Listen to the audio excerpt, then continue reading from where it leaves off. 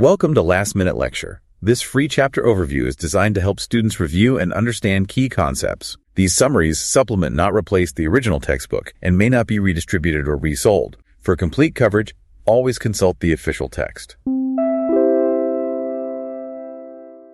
Usually when we talk about a medical diagnosis, there's this comforting expectation of precision, right? Absolutely. It feels almost like engineering sometimes. Yeah. Like you fall, your arm hurts, you get an x-ray. That film shows a jagged white line, and the doctor just points to it. It's broken. Right. The path forward is completely binary. It's visible. We really gravitate toward that kind of clarity in healthcare. We do. But, welcome to our deep dive today, because the moment you step into the world of healthcare ethics, specifically implementing new clinical practices, that x-ray machine is just, it's completely broken. It really is. You're suddenly navigating this incredibly murky landscape. Exactly. So for you listening, think of this as your personal tutoring session. We are doing a deep dive into Chapter 24 of Evidence-Based Practice in Nursing and Healthcare, the 5th edition. A fantastic chapter. Ethical considerations for evidence, implementation, and generation. Yeah, and our mission today for the Last Minute Lecture team is to give you a cheat code for this. Because as a nursing or health sciences student, learning how to search for evidence and appraise it, that's really only half the battle. It is. The evidence doesn't implement itself. And if you implement those changes unethically, you aren't just breaking rules, you're actively putting patients at risk. Which is terrifying. So we're going to map out the heavily guarded borders between evidence-based practice, quality improvement, and actual clinical research. All right. But to draw those borders, we really have to understand the ground we're standing on first. Okay. Lay it out for us. What's the foundation?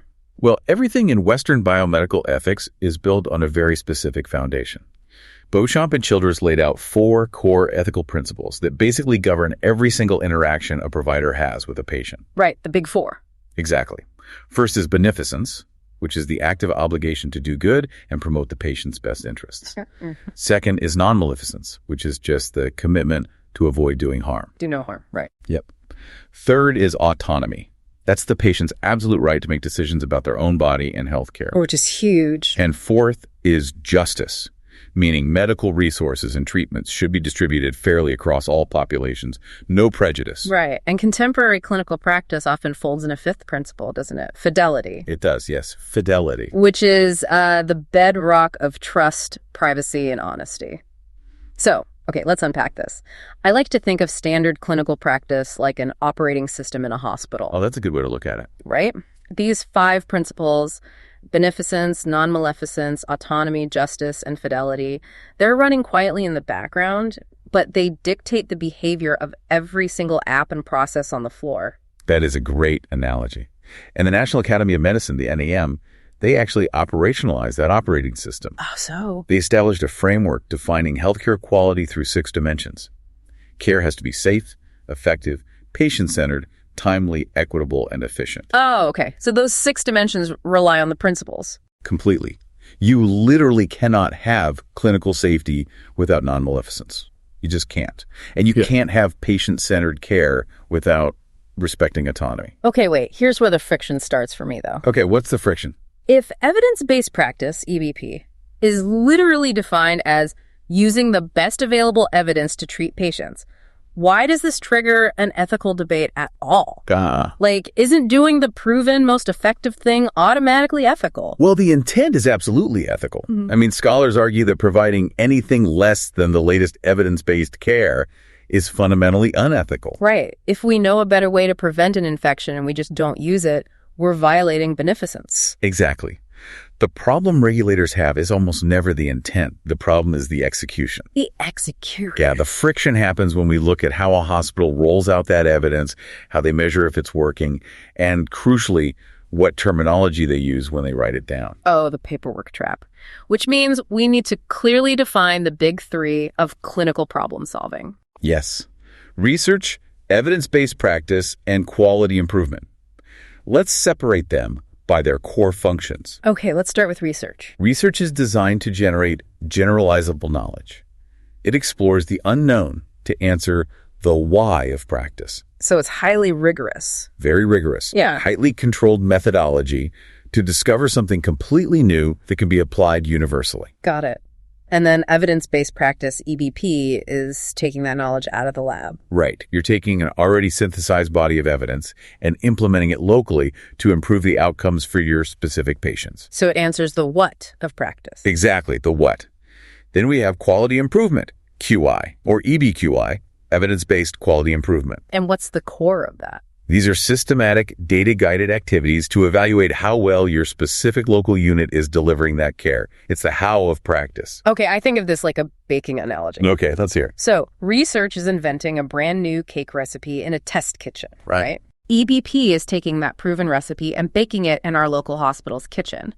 And QI is just tasting the cake to make sure our specific oven isn't burning the bottom. That is exactly it. And the textbook actually visualizes this beautifully. Figure 24.1. Oh, yeah, the Venn diagram. Right. It shows research as a separate circle, overlapping with a larger circle containing EDP and QI. Emphasizing that interface where things get blurry. Exactly. Because if you confuse these three, you trigger major regulatory nightmares. Which brings us to the exemplars in the chapter. Because we've seen what happens when QI accidentally dresses up as research. It is so dangerous.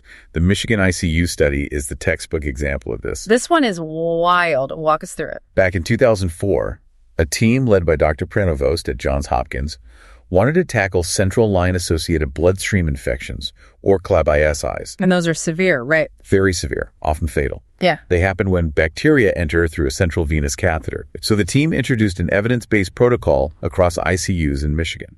And this wasn't some radical experimental drug. It was literally a 5-step checklist. 5 basic steps we already knew worked. Wash your hands. Use full barrier precautions.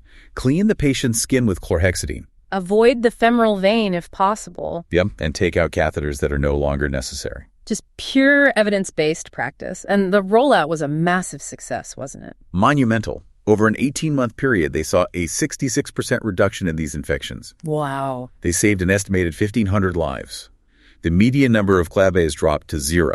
And here's where it gets really interesting. Instead of throwing a parade, the federal government stepped in. The Office for Human Research Protections, the OHRP, temporarily shut the entire project down. Wait, they shut down a checklist that was actively saving thousands of lives. Why?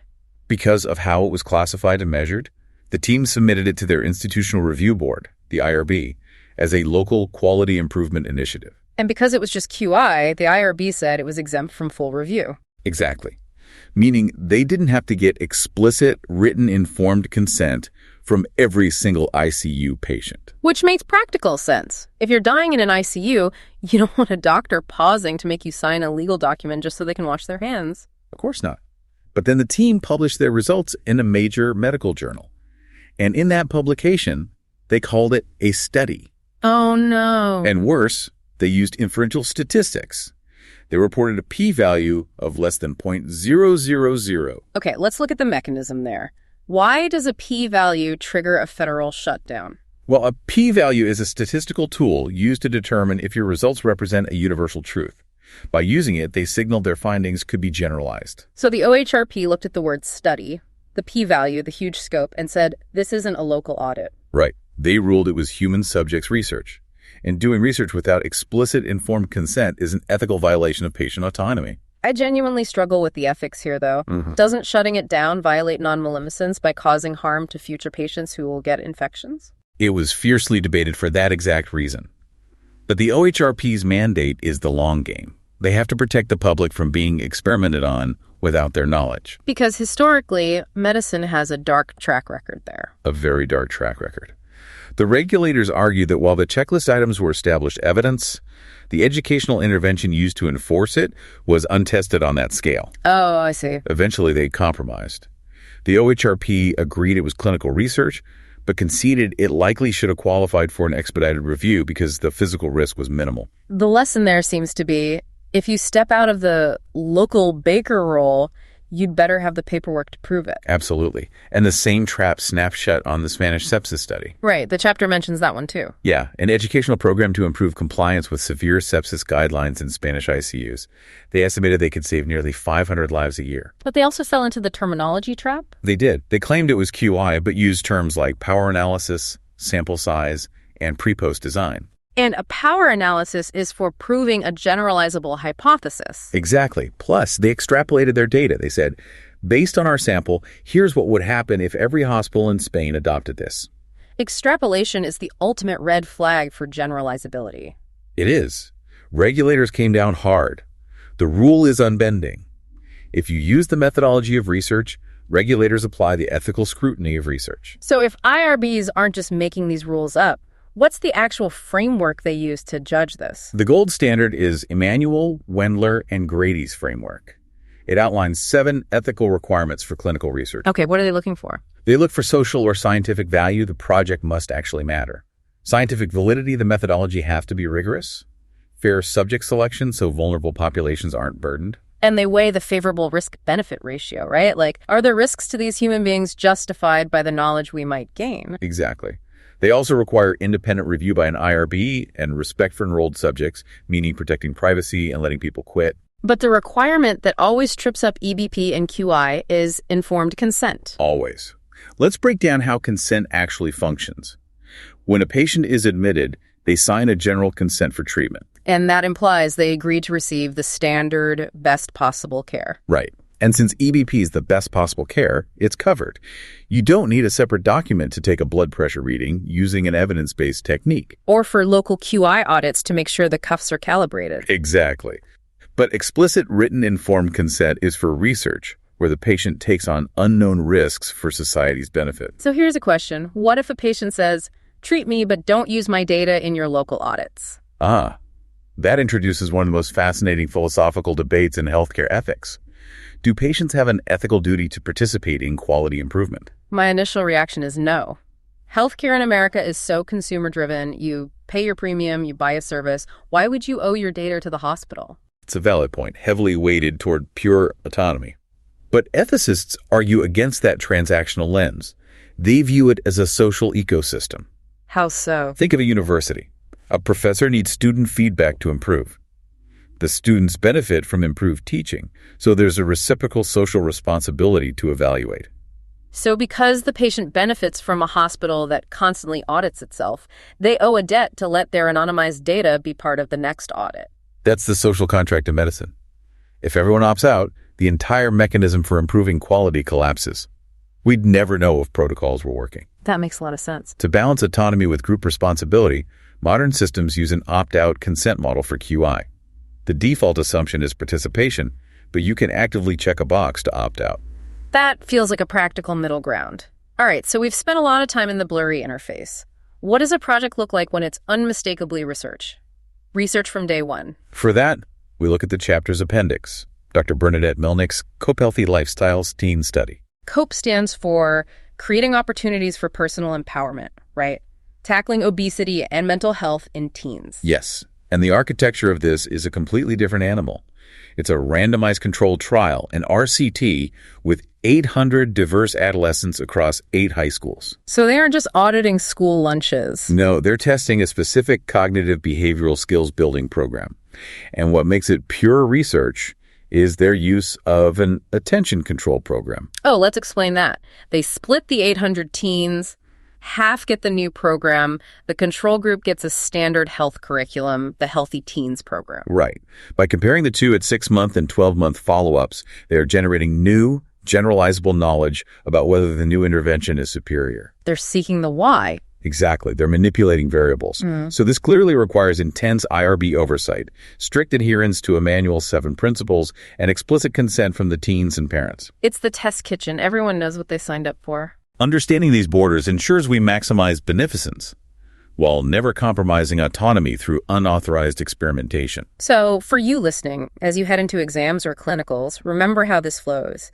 The ethical principles dictate quality care. Delivering that care is evidence-based practice. Ensuring we deliver it correctly is quality improvement. And discovering the next generation of evidence requires pure research. The words you use dictate the rules you follow. Before we wrap up, I want to leave you with a final thought to ponder. Let's hear it.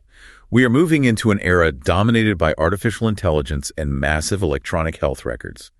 Soon, the line between daily clinical care and data-driven research might vanish entirely. Oh, wow. If every heartbeat and lab result is instantly fed into an algorithm to improve system-wide care, does the concept of opting out of quality improvement even exist anymore? If the whole system is a constantly learning machine, balancing a patient's right to privacy against an AI's ability to cure diseases using their data, that is definitely the next great frontier. It really is. Well, thanks for studying with us today, and a huge thank you from the Last Minute Lecture team. Good luck out there in clinicals.